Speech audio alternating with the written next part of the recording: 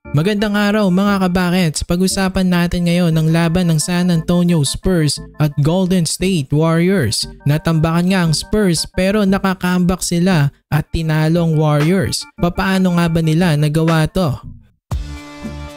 Sa first possession nga ng game, makikita natin aggressive agad si Wemby. Inatake niya agad ang depensa ng Warriors sa loob. Kayang-kaya nga niya atakihin ang depensa ni Trace. Kaya nang atakihin niya ito, si Draymond nakatutok din sa kanya. Naiwan tuloy libre ang bantay niya na si Harrison Barnes. Great cut by Barnes at nakita nga siya ni Wemby para sa easy basket.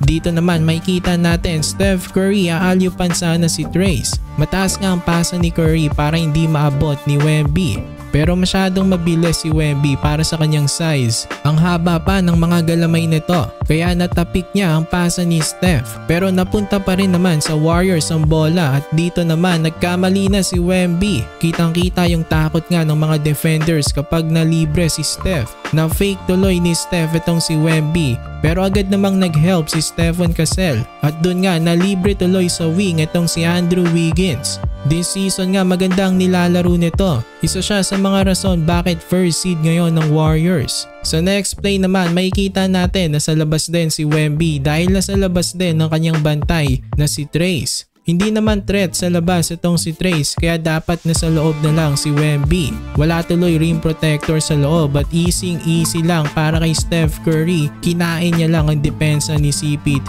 sa loob. Dito naman nag-ISO si Andrew Wiggins at naka-end one from beyond the arc. Umabante nga ang Warriors ng 12 points dito sa first quarter. Sa second quarter medyo napadikit ng Spurs ang laban. Pero pagpasok ng third quarter lumayo na naman ulit ang Warriors. Umabante sila ng 17 points. Kaya pinagpahinga muna si Steph Curry at binalik naman ng Spurs si Wemby habang nasa bench nga itong si Curry.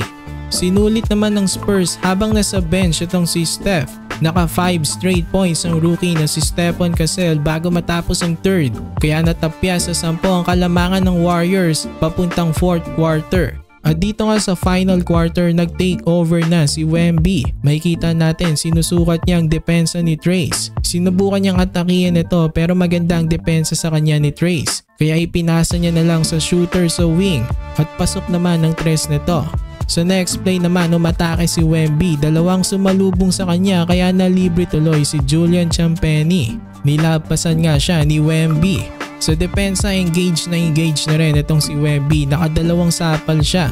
Una kay Trace Jackson, pangalawa naman kay Moses Moody. Talagang take over na itong si Wemby dito sa fourth quarter pero hindi pa siya umiinit sa labas. Nakakailang sunod na nga siyang mintis from beyond the arc. Pero kahit ganon, todo sabay pa rin sa kanya itong si Trace Jackson Davis. At dahil malas pa nga itong si Wemby sa labas, sinubukan niya namang umatake. Napeke nga niya si Trace kaya wala nang big man sa loob. At easy na lang naka-score si Wemby. Dito naman makikita natin ang unstoppable pick and roll ni CP3 at Wemby. Hindi masyado nasabayan ni Trace kaya naka-score na naman si Wemby. At after nyan, gumana na rin ang 3-point shooting nito.